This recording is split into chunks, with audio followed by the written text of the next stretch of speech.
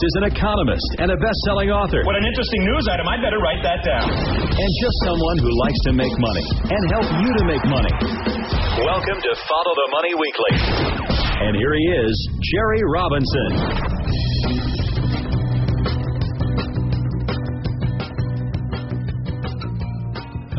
Friends, welcome to this week's edition of Follow the Money Weekly Radio. So glad that you're joining us all around the world. You can find us online at followthemoney.com.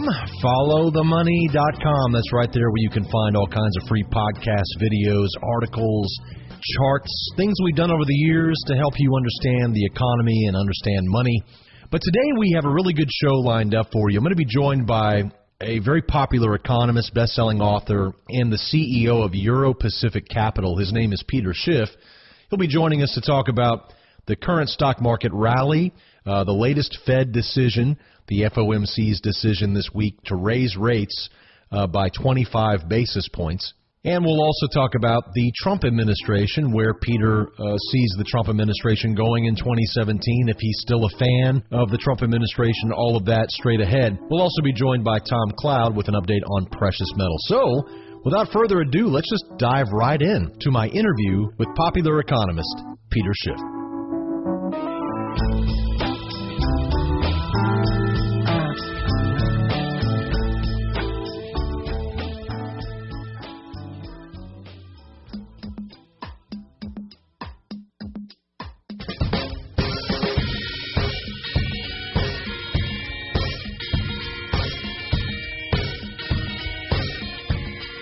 All right, well, joining us on the line today is popular economist, author, and Euro-Pacific Capital CEO, Peter Schiff. Peter, welcome back to Follow the Money Radio. Well, I'm glad to be welcomed back. Great to have you. All right, so a lot has happened since you were last on the program, and in fact, just this week, earlier this week, we had the Federal Reserve make their announcement. It was very much what everybody had pretty much expected, a 25 basis point rate hike, the third in the last decade. What's your takeaway from the Fed and the Fed language that we saw this time? Obviously, the market was goosed by it for whatever reason. What's your thinking on the Fed right now in the stock market? Well, I think the Fed is only raising rates to create the appearance of confidence in the economy and in the markets. If you actually listen to what Yellen had been saying all along, she said that the rate increases that the FOMC forecast was all contingent on their economic forecasts coming true. That if the economy evolved along the path that they believed, then it would be appropriate for them to be raising rates. Well, it's interesting that since the last time the Fed met, the outlook for the economy has collapsed, at least for the first quarter.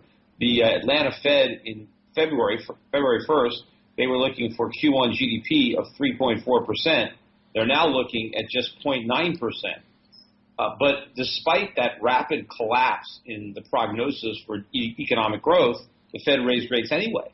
And it's not just that data. There's horrible data coming out on resale sales, on personal income. A lot of very weak economic data has come out, yet the Fed has raised rates anyway. And if you actually listen to some of the answers that she gave at her press conference, one person said, what kind of message are you trying to send to consumers? And her answer was, I'm trying to tell consumers that they should be confident in the economy, that the economy is solid. And to me, that was a lie. It was a half-truth because she's not talking to consumers. Most consumers don't even know who she is, and they certainly weren't watching that press conference. She's trying to send a message to the markets, to investors, that the Fed believes that the economy is strong, when they don't. And the way you know that they don't is somebody else asked Janet Yellen a question as to when the Fed was going to begin shrinking its balance sheet. And her answer was, well, we're going to wait until we're confident in the recovery and confident in the economy. Well, if they already are confident in the economy, why don't they start right now? And if they're going to wait until they're confident, that would imply that they're not confident now. So, the Fed can't even get its own story straight. So to me, it's all window dressing. They know this is a disaster coming. We're headed for a recession. We're in a bubble. And they just want to pretend that they're confident so that maybe the bubble will get even bigger. And, of course, when it bursts, they want to have rates higher so they can cut them back down to zero. Let's talk about that bubble, especially in the stock market here in the United States. And that we have seen, of course, is this optimism, this frothy optimism in the wake of the Trump election. On the hopes of deregulation, we're starting to see that unfold.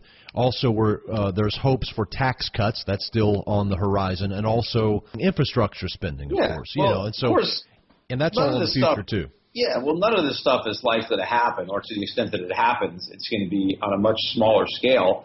I mean, first of all, we're broke. The national debt is about to hit $20 trillion. We don't have any money for infrastructure. We don't have any money for tax cuts. I mean, unless we're going to have significant cuts to government spending, we need tax increases. But, of course, nobody wants tax increases. But Trump doesn't want to cut spending. I mean, yes, he'll cut spending here and there. He'll cut some money from the State Department or from the Environmental Protection Agency, but then he wants to spend more on defense or various other areas. And, of course, he won't cut any entitlements, and they're growing on autopilot.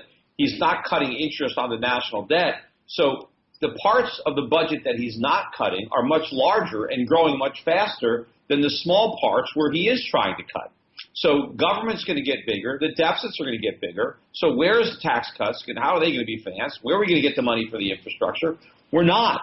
And all he could do is run up bigger deficits and have higher inflation as opposed to higher taxation. But either way, Americans are going to have to see more of their income go to government, one way or another. And so the market's not going to get this big fiscal stimulus that they think is coming. And to the extent that we get some deregulation, I don't know. I mean, maybe we'll get a little. We'll see. I mean, they can't even get rid of Obamacare. And that was, the big ticket item that they promised. And the only way it looks like they'll get rid of Obamacare is if they replace it with something that looks just like it, only slightly different. Yeah, I just read your piece on that. You just put out a piece on the Republican replacement plan for Obamacare, calling it a monstrosity. Pretty strong language, yeah. Yeah, I mean, there is a decent plan out there. Rand Paul and a few other people in the Liberty Caucus, they've got a viable plan, and it actually deals with pre-existing conditions in a way that can make sense, where you have a 2-year window for you to buy insurance with your pre-existing conditions, and I guess we'll have to eat that loss. But once the window shuts, then that's it, because you cannot have an insurance industry if you don't allow the insurance companies to discriminate based on pre-existing conditions. That's what insurance is all about. It's called insurance for a reason. You buy it because you're just in case you need it. But if you already need it because you have a pre-existing condition, that's not insurance, right? If I get into a car accident and then try to buy auto insurance, it's not insurance. I've already had the accident. I'm trying to get somebody to pay for my repairs. I should have bought the insurance before the accident. But, of course, a lot of people want to take a chance that they don't get an accident, so they don't buy the insurance. The only reason that anybody buys health insurance is because they know that if they get sick, it's too late, that no insurance company will sell them the policy. So you have to buy it while you're healthy. But if the Republicans are going to say that it's illegal for insurance companies to discriminate against people with pre-existing conditions, then why would you buy insurance? No healthy person would buy insurance. There's no reason to buy it. And so then you can't even have an insurance industry. But the Republicans cannot even level with the American public. They've already bought into the free lunch that the Democrats were serving. Now they just want to serve it at their own counter. They don't want to take it away. They just want to be the ones to serve it. It would seem like if you're going to tackle healthcare and insurance and all of this and really make a market improvement, you're going to have to begin with the providers. Do you agree, Peter? I mean, the providers, of course, are constantly ratcheting up the price in the name of free market innovation, in the name of all of this. But that seems not to come up. It's the insurance companies. It's everybody but the providers. Well, but again, it's just like, why do colleges keep jacking up tuition? It's because the government makes so much money available through grants and loans that there's no real free market checks and balances that exist in other industries. I mean, look, why don't computer companies keep raising the price of computers? I mean, after all, computers get better every year. They get faster. They do more things. Why don't the costs keep going up? Because nobody has computer insurance. I don't buy my new laptop through an insurance company. I shop around. I look for the best deal.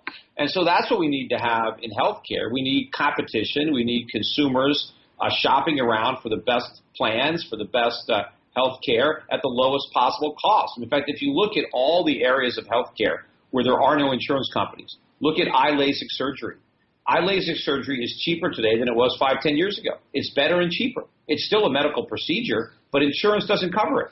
So the doctors know. Good point. Right, the doctors know that there's a marketplace. Same thing with, cosmetic surgery, breast surgery, you want a nose job, all this stuff. People go online, they check out the doctors, they know exactly what it's going to cost. I mean, when you go and you have a nose job, you know exactly what that nose job is going to cost. That's right. But if you go into a hospital, you need a gallbladder off. No one has any idea what it's going to cost. You don't even, in fact, even if you ask them what it's going to cost, they can't even tell you. The hospitals don't even know. No. But a cosmetic surgeon knows. They put their prices right on their websites. So that's what we need. And the only reason that health insurance got so screwed up in the first place is because of the income tax. What happened was the government made it so that if a worker receives health insurance from his employer, that comes tax-free. But if he receives money from his employer, that's fully taxable. So the government created a tax incentive to get your health insurance from your employer in lieu of wages. And so once that happened, you created this ridiculous third-party payer system. So the simplest solution is just to sever this artificial link between employment and health insurance that the government created. And once you do that, once you have individuals out there buying their own health insurance, just the way they buy their own auto insurance or fire insurance or life insurance, you'll have a competitive market. And, of course, people will use insurance for what it's meant to be used for, a major medical problem. Years and years ago, before the government got involved, if you went to the doctor, you did not, put it on your insurance.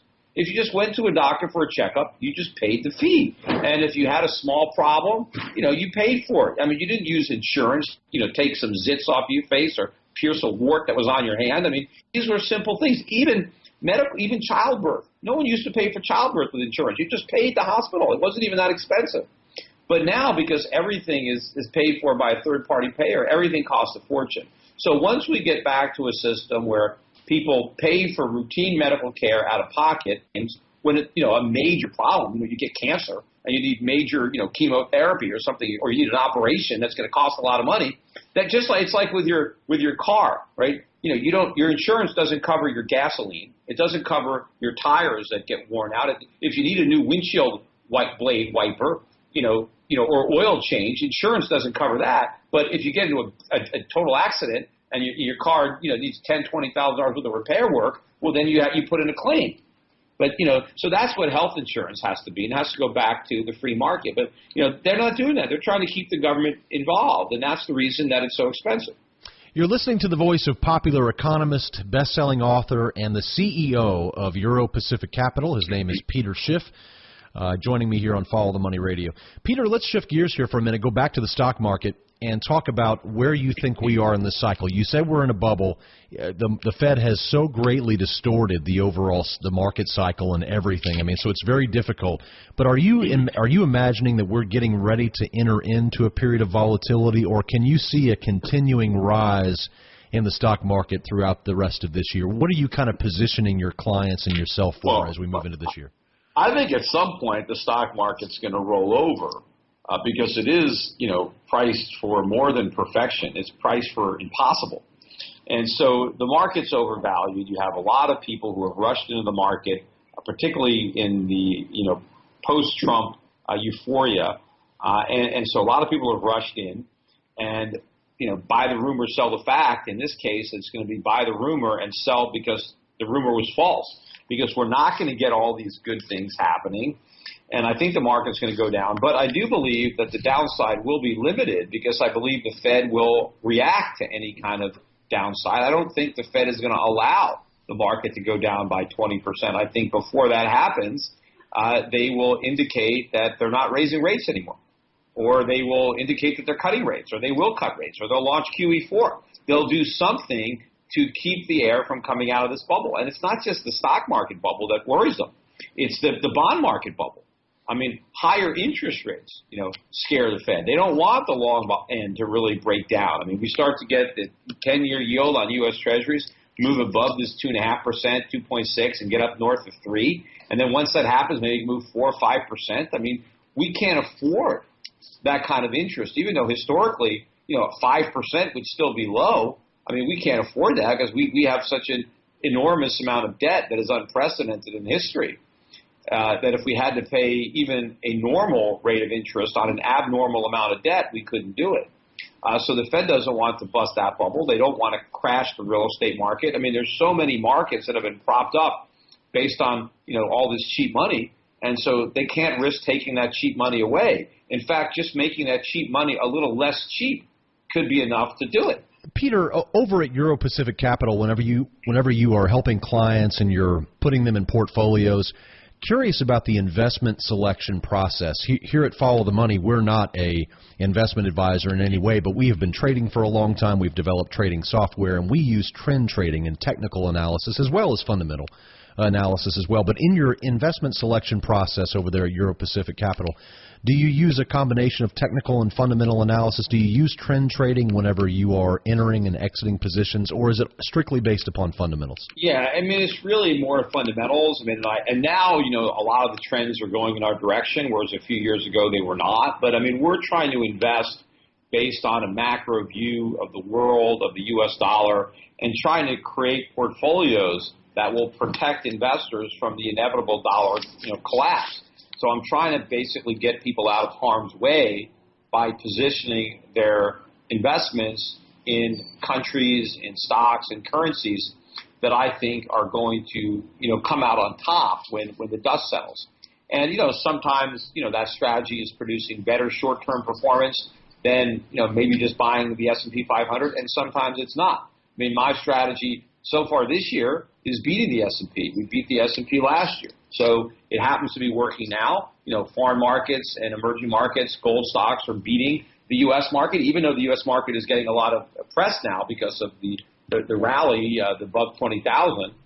But, of course, my strategy was underperforming the U.S. market for 2015, 2014, 2013, and I think 2012.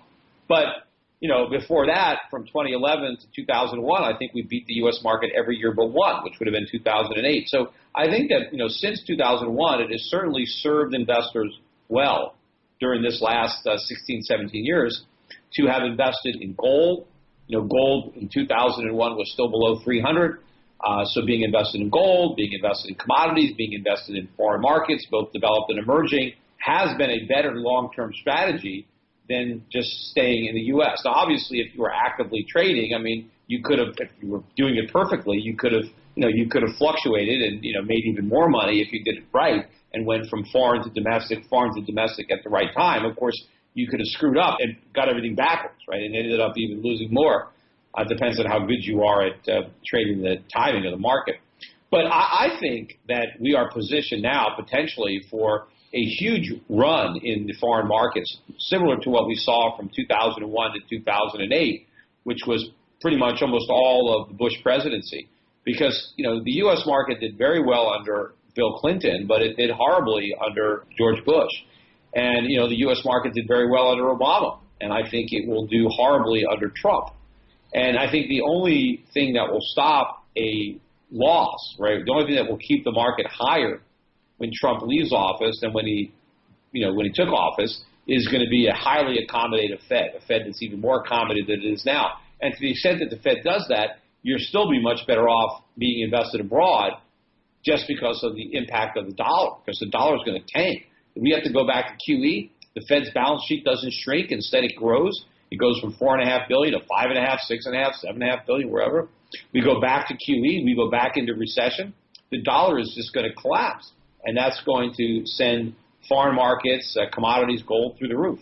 We are totally on the same page when it comes to investing in foreign markets and commodities. Commodities peaked out in that 2011, rush to the top, and then of course we had that really vicious multi-year downturn in commodities overall. But we seem to have bottomed in 2016, and we have been playing steel producers, copper miners.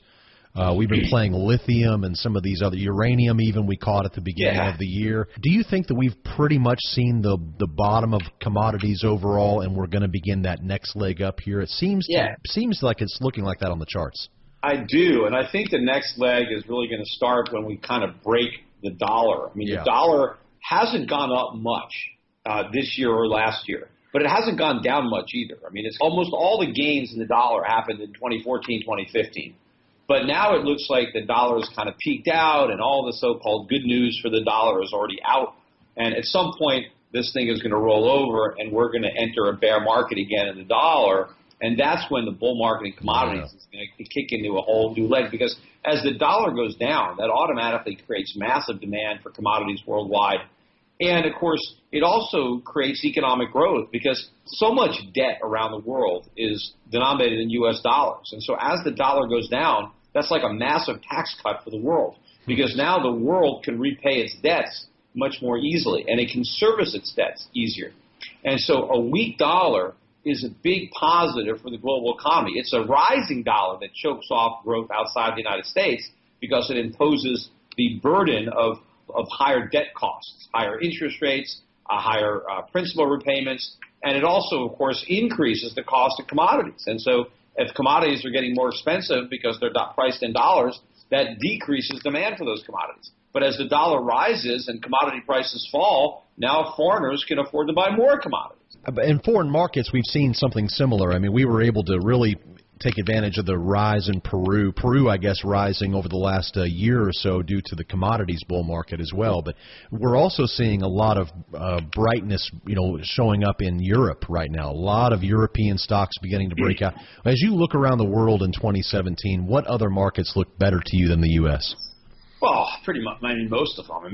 Some of our biggest winners this year have been South America. Look at Brazil. I mean, I'm not a long-term fan of Brazil, but, we got some stocks there up 50, 60, 70% this year, just since January 1st. But I think a lot of the emerging markets, Southeast Asia, the commodity markets, Australia, Norway, I like New Zealand.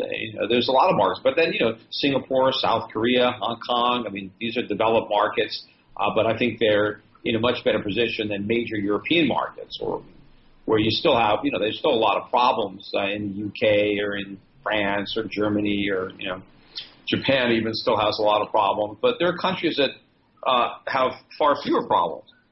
And I think their currencies are going to go up, and I think they're going to benefit from the weak dollar and commodity bull market. The U.S., there's so much downside risk in the U.S. market relative to the real upside potential that there's no reason to be there. But, that's where everybody is buying, right? They're throwing their money at the indexes. In fact, they're not even investing smartly in the U.S. market. They're not even trying to be strategic, because most, active managers are seeing net with debt redemptions. All the money is flowing to the index funds. So, people are buying into the most overvalued of stocks. They're not even being selective, but they're doing. We're in our final moments here with our guest and friend of the show, Peter Schiff. He is a popular economist and author, best-selling author of many books, and the CEO of Euro-Pacific Capital. Peter, in our final moments here, I just want to get your take on Trump, President Trump. What's your assessment of the Trump administration so far? And let's just go ahead and dive into that final question of what do you make of the allegations, these Russian connection allegations that continue to haunt Trump? What's your official stance on all of that? Well, to me, it sounds like a bunch of nonsense.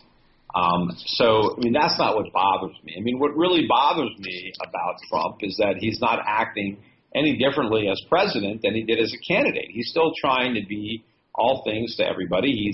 He wants to be Santa Claus. He doesn't want to take anything away, right? He wants to, I'm going to give everybody great health care, and it's going to be really cheap, right? And no one has to, I'm not going to cut anybody's entitlement, right? Nobody's going to have to give up anything. It's just all going to be positive. There's no cost. It's all benefit, right? There's no sacrifice. It's all instantaneous reward, right? I'm going to make America great again, but, we're not actually doing any of the things that are necessary to make it great again. It's not going to be great again just because he wills it, so I want to see some real leadership as far as, leveling now with the voters. Now that you've won, right, now you can be a little bit more truthful and say, look, maybe I campaigned about not cutting entitlements, but, we really got to cut them because, had I said that, I wouldn't have gotten elected. That's the truth. But now I'm elected and I'm going to do the right thing. And here's why we have to do it. And here's the trouble that we're in. And, you can't have a replacement for Obamacare. We got to repeal it. We don't want to replace it at all. We got to repeal Obamacare, and we got to repeal a lot of other government programs that don't work and replace them with nothing. We need to replace them with the free market, but that's not government doing anything. That's just government getting out of the way. And that's what has to happen. And it would be great if we can have tax cuts, but we can't afford tax cuts because the government is too big. So if we really want lower taxes, we need a smaller government. And, let's not just cut 30% from the State Department. Let's cut 30% from every department. Or how about eliminating some of these departments? He put ahead of the Department of Energy, Rick Perry, and when he was running for president, he said, I want to shut down I want to close the Department of Energy. Well, then why not put him in charge of closing the Department of Energy instead of running it? Because that's what he was going to do, right? That's what he campaigned he was going to do. Let him do it.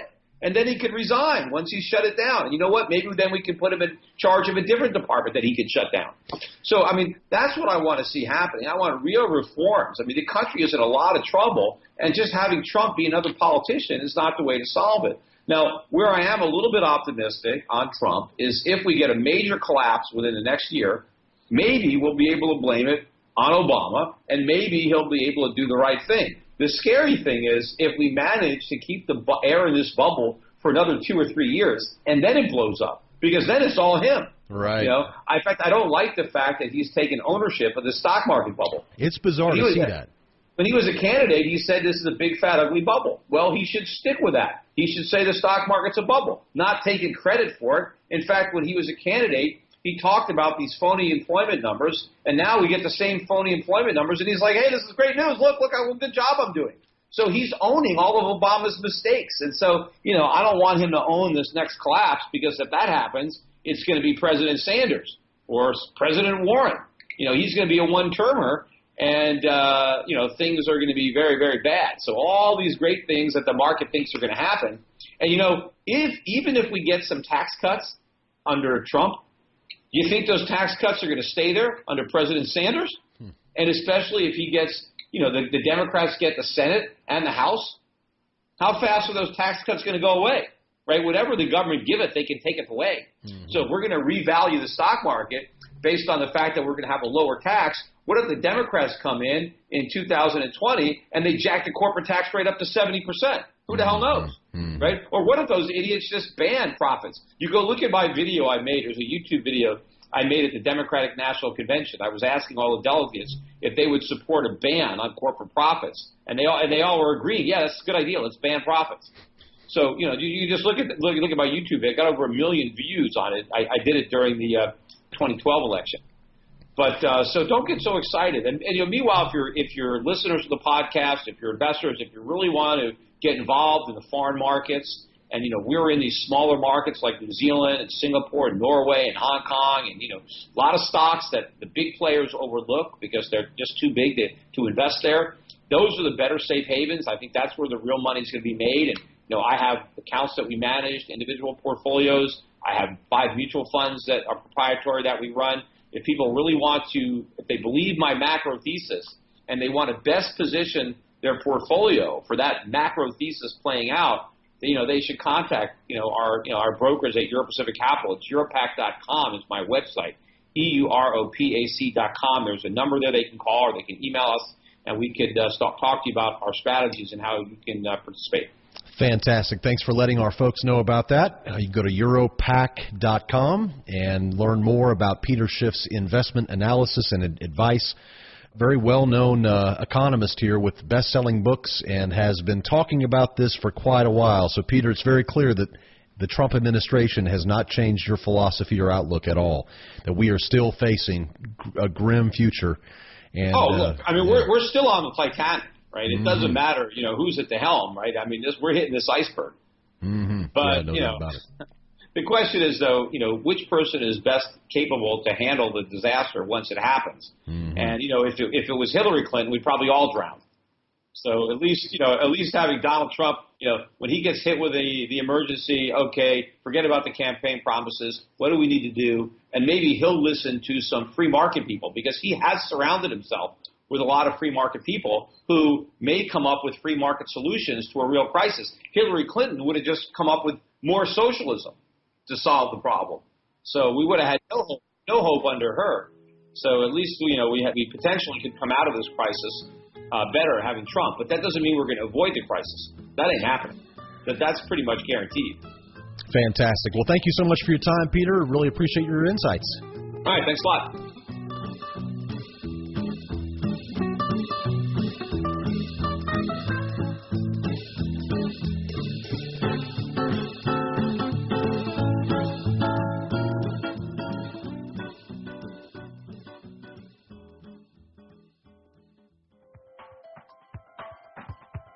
Hey friends, Jerry Robinson here from Follow the Money.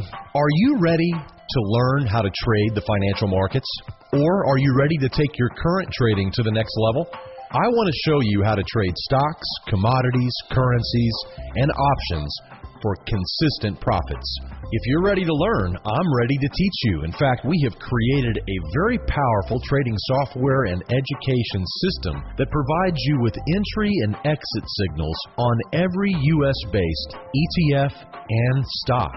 Our powerful system allows you to identify the current trend in any U.S.-based ETF or stock with high probability entry and exit ideas. You can use our software on any device, and you'll also get access to ongoing live trading coaching videos. Whether you're a complete newbie to trading or whether you're an experienced trader, you'll love our live video coaching calls held every Tuesday and Friday morning during the live market hours. In addition to ongoing training through our videos, you'll also receive our best trading ideas every evening in our nightly trading report, in which you can log into our website and check out the latest uptrends and downtrends, along with many other high probability trading ideas generated by our system. A lot of people already know how to trade, but they just need a coach. They need someone to help them along. And if that's you, you have found, I believe, the right solution in our trading software and education system. Right now, we're running a very special offer for all new members. Become a pro trader today. Get access to all of our services for only $1. That's right, just $1. Go to followthemoney.com/pro and select our monthly plan and enter March Special into the coupon code section and get your very first month for only $1.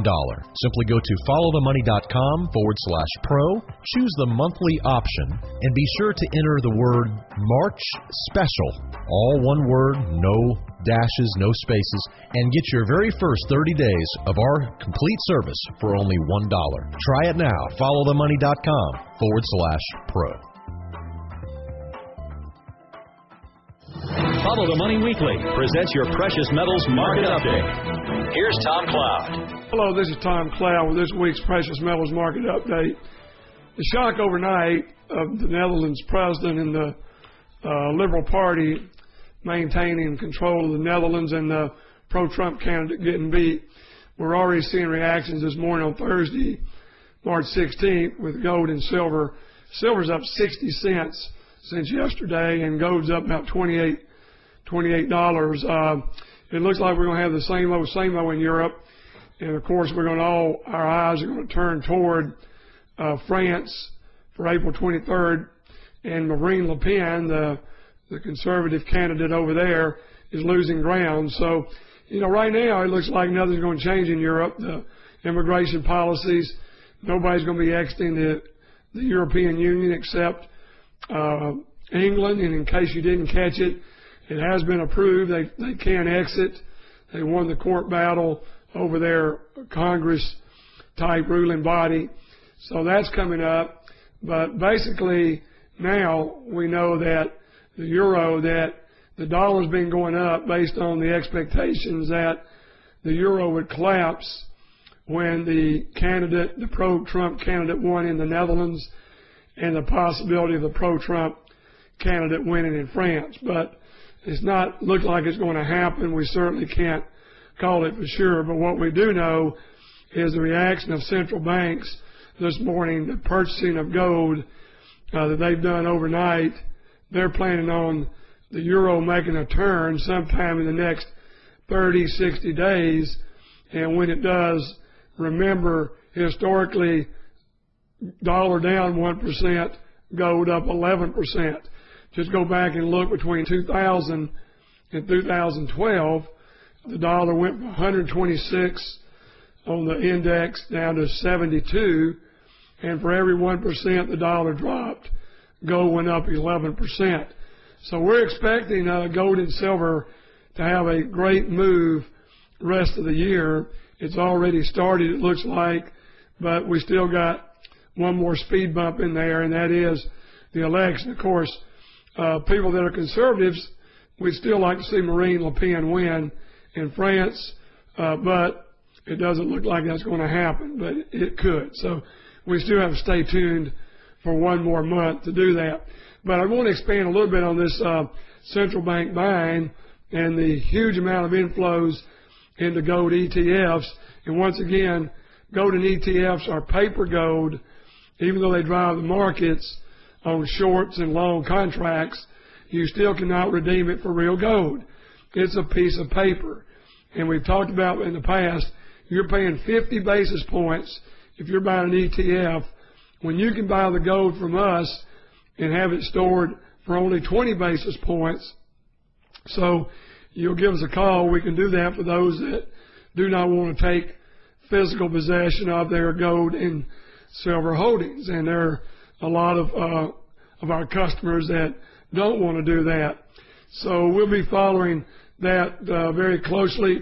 The inflation rate numbers are getting a little scary when you go from 0.02% to 2.6% in 18 months. That's a 13 times increase in inflation, and we're going to continue to see inflation pick up as the debt ceiling argument starts today, March 16th. And we know they're not going to close the government down, and we know there's going to be a lot of fighting over the Obamacare, and there's no telling how that's going to come out. But the debt ceiling has to be raised. And when it does, it's going to create out of thin air another trillion or $2 trillion, which is basically 5 to 10% of the money supply that's been created through the history of America. We're seeing the interest rate yesterday go up 0.25%. Interest now has just gone up another $300 million on the federal budget deficit. And for those of you that haven't looked at the USDebtClock.org, I urge you to go to USDebtClock.org and look at real time what the deficit is, and look in the bottom right-hand corner and see what the real value of gold and silver is based on the creation of money since 1971, just 55 years ago. Silver should be $700 an ounce today, not $1,750. And silver is going to make a tremendous move because these politicians worldwide are not going to let let the economies go into a recession, especially now that it looks like the European Union will stay together. So I'll be buying silver, I'll be buying gold, and there's still a lot of rumors about a gold standard as early as this year. We'll keep you abreast of that as we develop. For those that are looking for a self-directed precious metals IRA, you can call us at 800-247-2812, and we'll help you get a custodian. We can function as your broker and representative and talk about what percentage you want in gold and silver, and you can roll that IRA over from where it is now, or maybe part of your 401k. We have a lot of people right now taking loans against their 401k, buying the gold or silver individually, repaying their 401k, the interest. They're winning both ways if the metals market goes up. So that's something very interesting we've seen and many more people doing. So we don't have a lot of information this week, but what information we have is very important. Once again, you can reach us at 800-247-2812. With this week's Precious Metals Market Update, this is Tom Cloud signing out.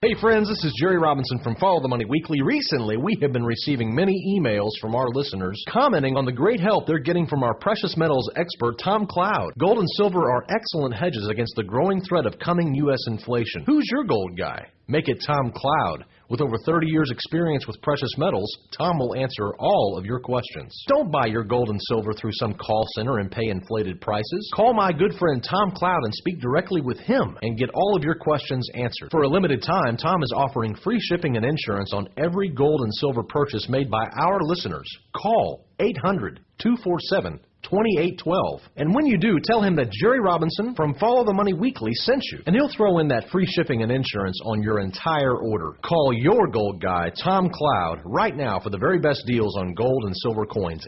800-247-2812. That is 800-247-2812.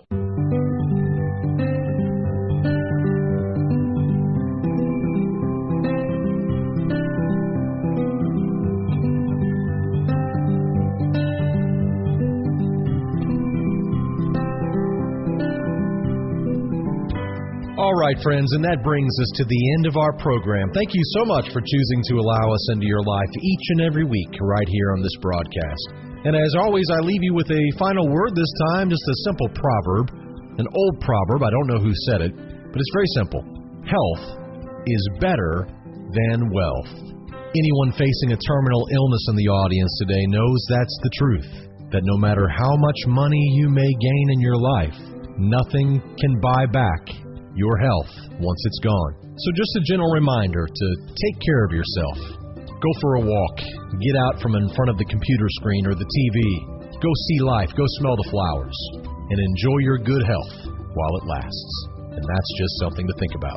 Remember, friends, when you want the truth, just follow the money. Have a safe and prosperous week, and we'll see you right back here next time. Until then, God bless.